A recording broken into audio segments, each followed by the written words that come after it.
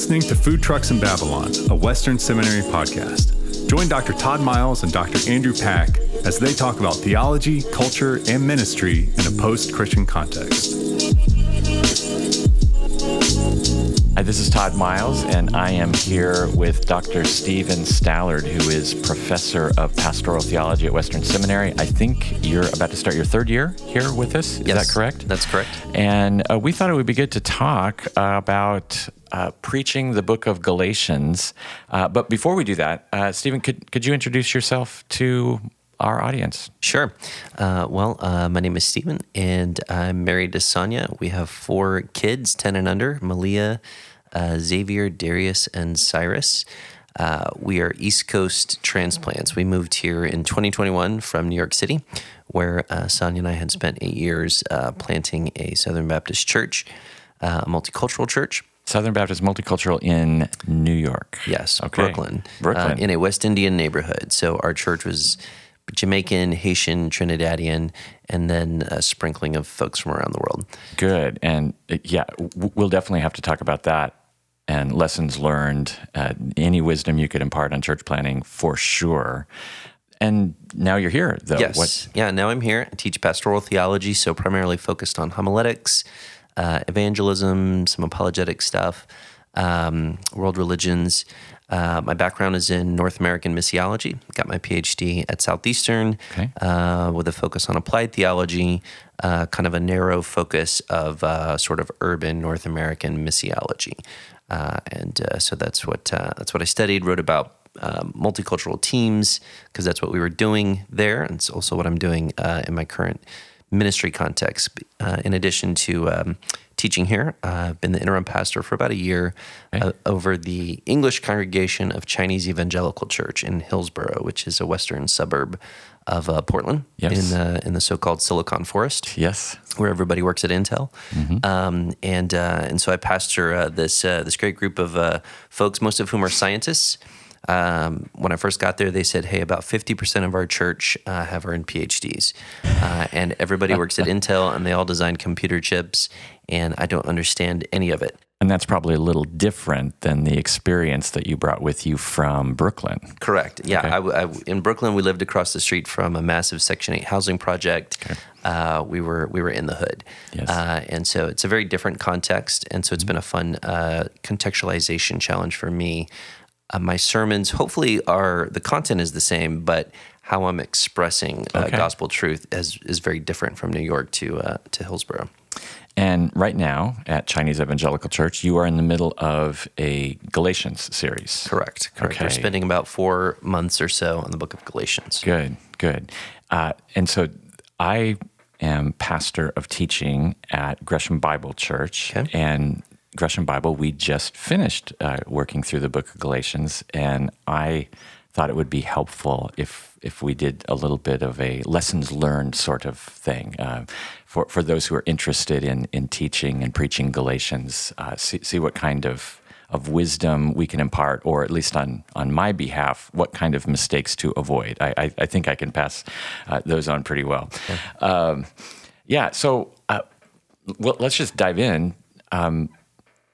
I didn't tell you I was going to ask you this question, but what do you like most about the book of Galatians? It's a majestic book in the New Testament. Yeah, I like how it is applied theology. Okay. So, Paul was not this ivory tower theologian sitting in a seminary office. Nothing against seminary offices, but he's writing on his way to a church council in Jerusalem, or he's writing on the road as he's trying to go visit these churches that he's planted. Mm-hmm. And so the missionary vantage point of Paul is what birthed most of his, or maybe all of his writings. And so he's planted these churches with Barnabas, and then there are problems that have cropped up. Mm-hmm. And because church life is messy, and every pastor listening to this podcast knows church life is messy. And so Paul doesn't write these pristine academic monographs. He's writing applied theology, saying, here are these grand and glorious doctrines of the gospel and justification, and here's how it affects the communal life of your church. And so as a pastor, I really care about the communal life of the church and forging one body. For us, that's a little complex because I'm pastor the English congregation of a Chinese church. So we have multiple congregations, and we're always striving to be one church. And maybe we talk about that a little later. But Galatians helps us to apply justification to our ecclesiology. Great. And so is that why you chose to preach through the book of Galatians at China? It was one of a couple of reasons. One was the conflict between Jew and Gentile that surfaces in the book really gave us an opportunity to talk about unity between our two congregations, the English congregation and the Chinese congregation. Additionally, we're hoping to grow the English congregation into sort of like a Pan-Asian, but majority Chinese, multicultural congregation. So kind of laying the groundwork for that. Another reason was our church is it's full of very high-performing corporate people who are used to high-performance jobs at Intel. And they have quarterly reviews that I've heard are really intense, and they're always trying to justify their own existence. And you can lose a lot of sleep trying to justify that you belong. And so our series was called Belonging, and our theme was that through his life, death, and resurrection, Jesus has given us a place to belong. And trying to use the doctrine of justification to push against sort of perfectionistic tendencies that I felt were present in our church, to say you don't have to justify your own existence, you don't have to justify your place. Jesus has done that at the cross. Through his life, death, and resurrection, he has created a place of belonging, and you matter because of what Jesus did. And so I think it was those two desires, wanting to apply justification to both of those two issues. Now, apart from the specifics of Galatians at this time for that reason, do you have a general strategy for how you choose books to work through? Absolutely. I usually alternate Old Testament and New Testament because I want our congregation, whatever congregation I'm preaching in, to get a balanced diet of the Word of God. So that means not only Old Testament, New Testament, but also trying to expose them to a variety of different genres. Some are harder than others to preach, but trying to do that.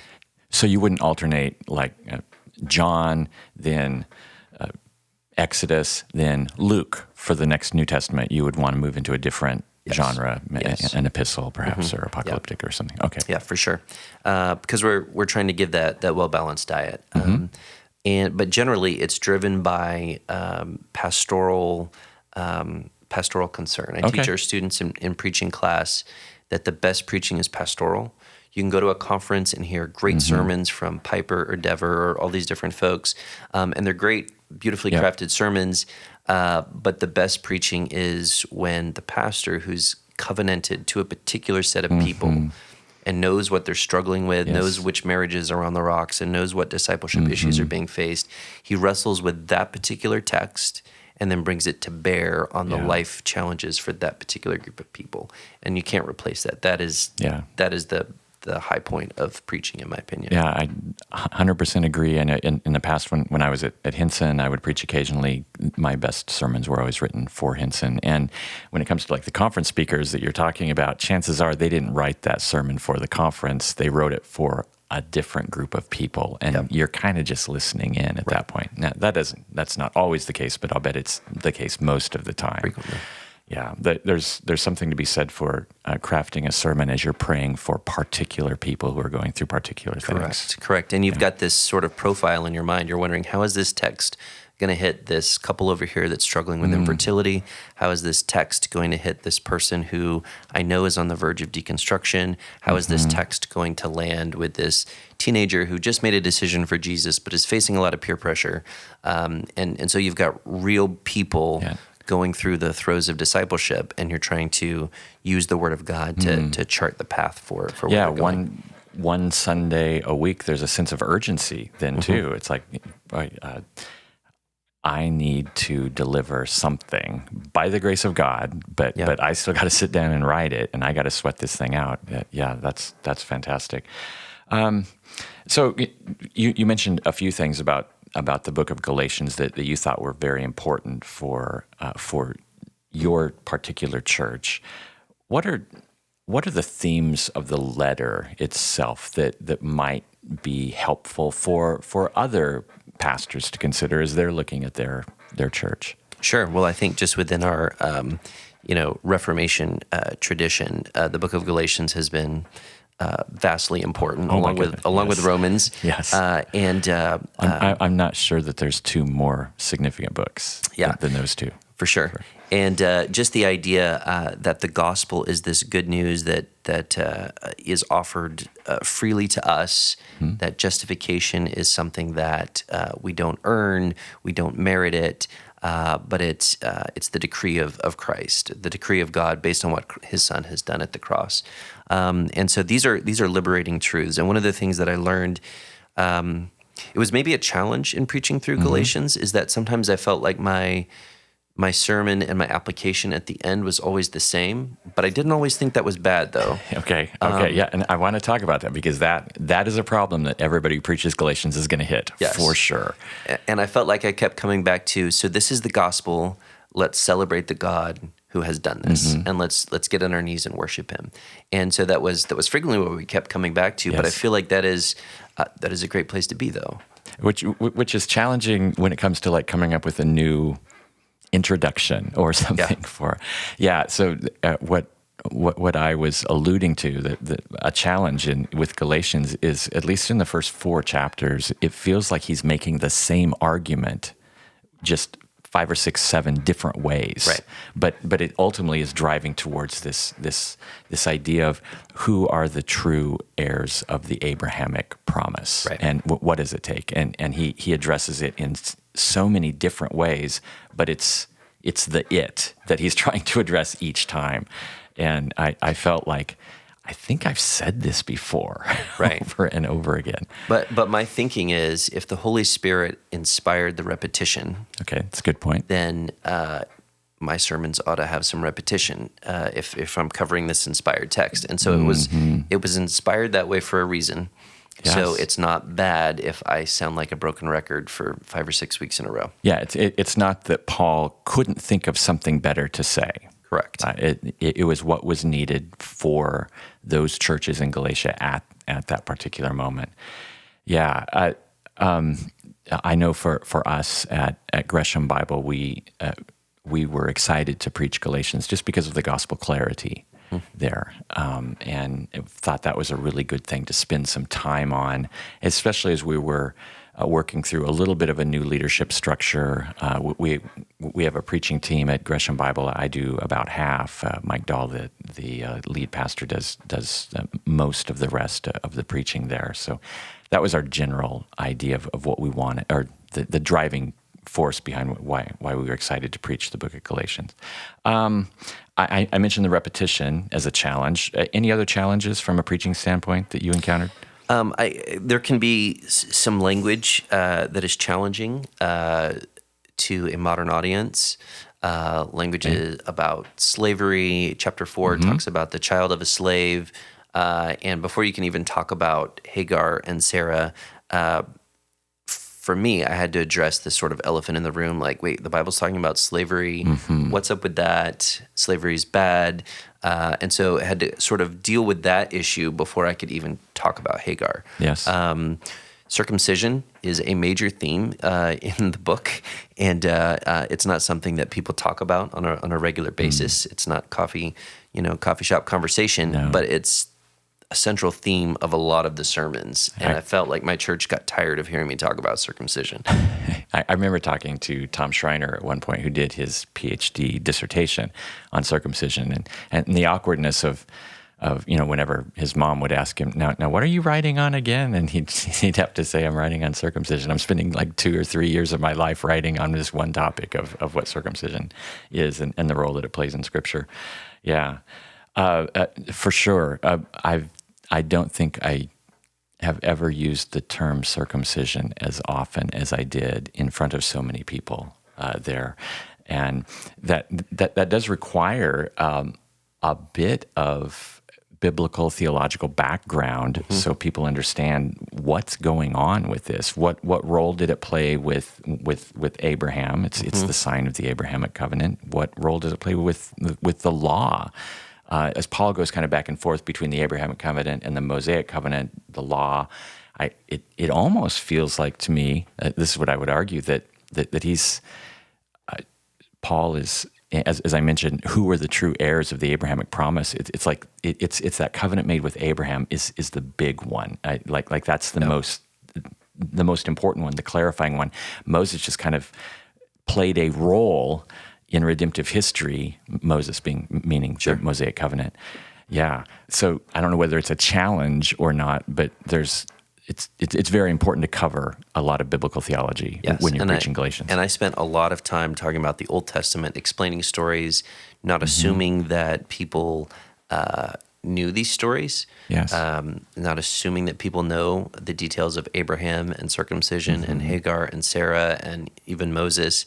I think Galatians is a great example of why we can't unhitch ourselves from the Old Testament. You can't preach Galatians without alluding to the Old Testament in your sermons, because Paul is just everything is either a quotation from the Old Testament or building on the Old Testament. Yeah, one of Paul's arguments throughout is that Abraham came before Moses. Now, if you grew up in the church, going to Sunday school, chances are you heard a lot of Moses stories. Chances are you heard a lot of Abraham stories, but I think we'd be surprised by how many people who grew up in the church on, solid, by our standards, Sunday school curriculum, who don't know which one came first. But Paul says that's important to understand that. Paul makes a big deal out of that. Yeah. What's your general strategy in determining how long of a text to preach? How did you break up the book? I spent roughly two sermons per chapter. So, for instance, I covered the first 10 verses at one shot, then finished out the chapter, the second sermon. Part of that is based on what I think is the attention span of my particular congregation that I'm preaching to. Not everybody is up for a D. Martin Lloyd-Jones style sermon series, as good as that might be. Feeling like our people need to keep it moving. So maybe I could, preach an entire sermon on, Galatians 2:20 or Galatians something. 2:20 and 3:28 and all of these things. But we're going to keep it moving and just have these like famous verses embedded within the paragraph that they're in. So trying to do a paragraph or two at a time. Okay. Yeah, we did the same thing. It was literally 2 sermons per chapter. Yeah. It was a 12-week series on the 6 chapters there. How long are your sermons? 35 to 45 minutes. Okay, good. So here's a challenge that we ran into when we were preaching this, is that there's a lot of Paul's biography in the book of Galatians, including like travel log. Now, it's important for his argument, but that creates a lot of Paul's writing, I should say, that he devotes a lot of his writing to travel log. How did you handle that? Sure. So for the more sort of didactic portions of the letter, and I probably should say I'm talking about, for those who don't have Galatians open in front of them, Chapter 2.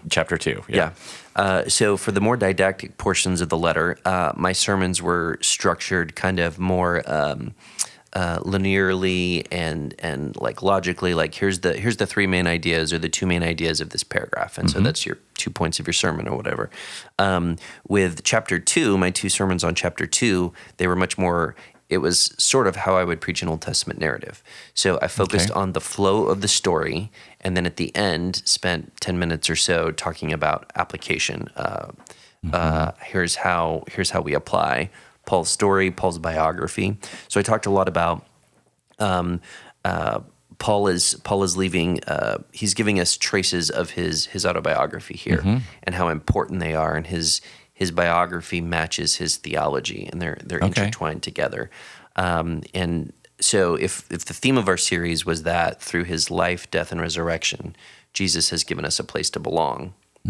Paul's biography shows us that through his life, death, and resurrection, Jesus gave Paul a place to belong. And then Paul is opening that up to the Gentiles, saying, hey, follow me. I have been given a place to belong through the Messiah. And now I get to invite you to join in that. And then the second half of chapter 2 was, I would say, really important for our church, is we're trying to be a church of multiple congregations that's one church, English and Chinese, and we're trying to grow our English congregation to perhaps be Pan-Asian, where we're reaching Japanese, Vietnamese, Filipino folks under one roof that all speak English.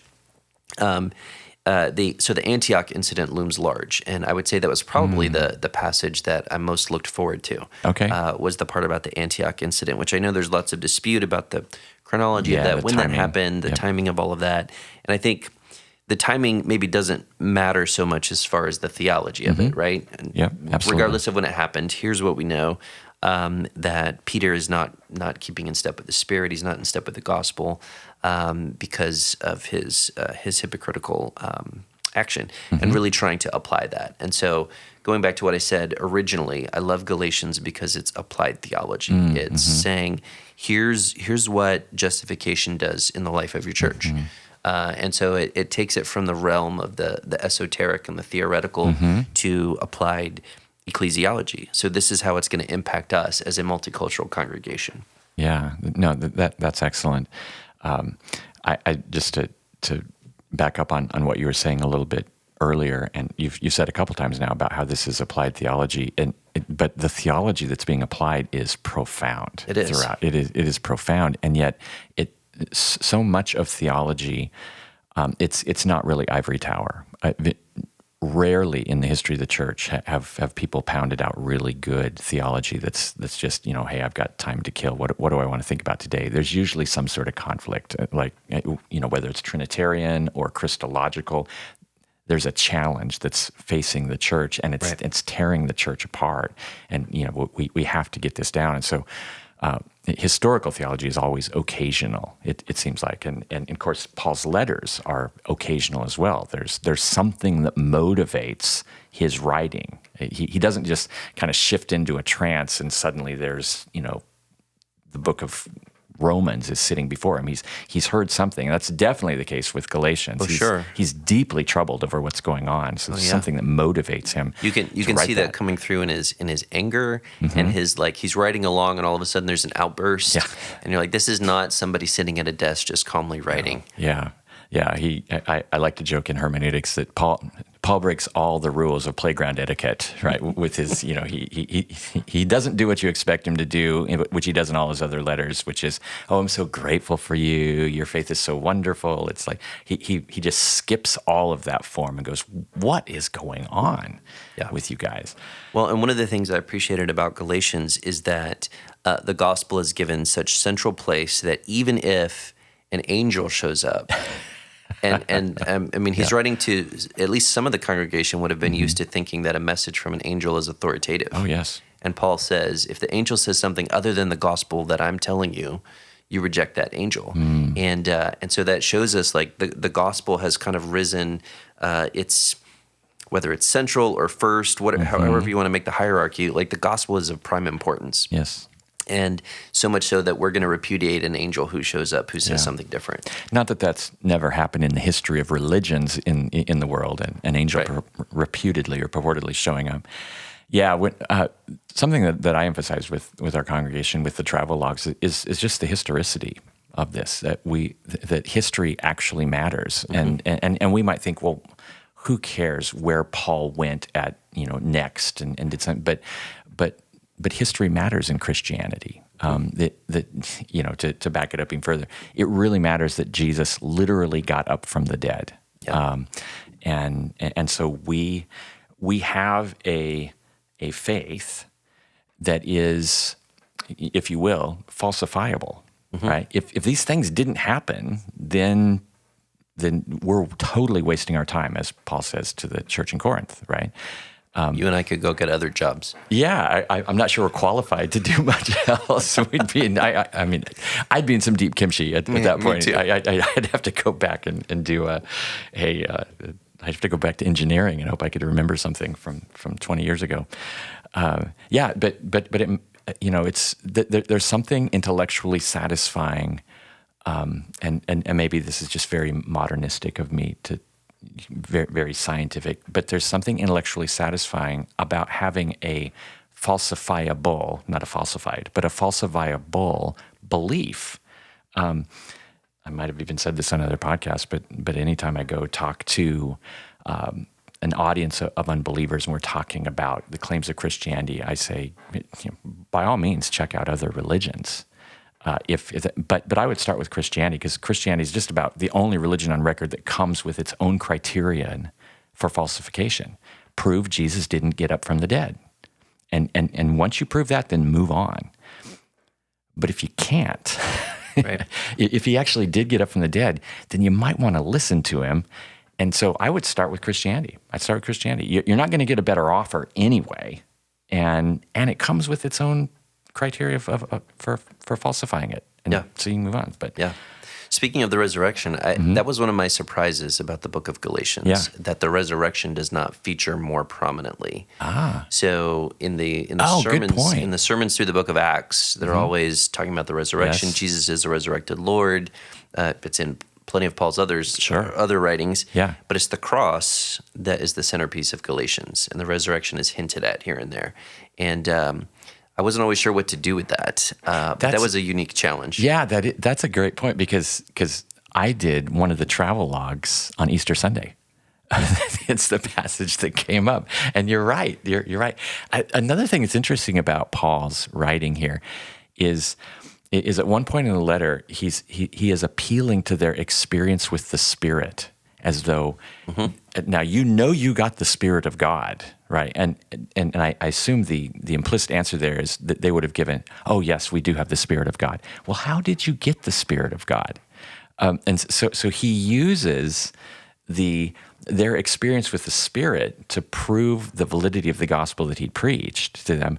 For us, it's usually the other way around. Right. Right. Now, you are a believer. That means you do have the Spirit. Right. Is what more the conversations that I typically have with people. Yeah. Just at a different place in redemptive history. It feels like. With that. For sure. Good. Favorite section of the book, you mentioned earlier the confrontation with Peter. Yeah, the Antioch incident. And then I think the end of chapter 2 and moving into chapter 3. Just so much that's rich there as it talks about, Galatians 2:20 being crucified with Christ, and then moving into the discussion about Abraham there in chapter 3. Just so much that's rich right there. Yeah, for me, I really like the end of chapter 3 and the beginning of chapter 3 and the beginning of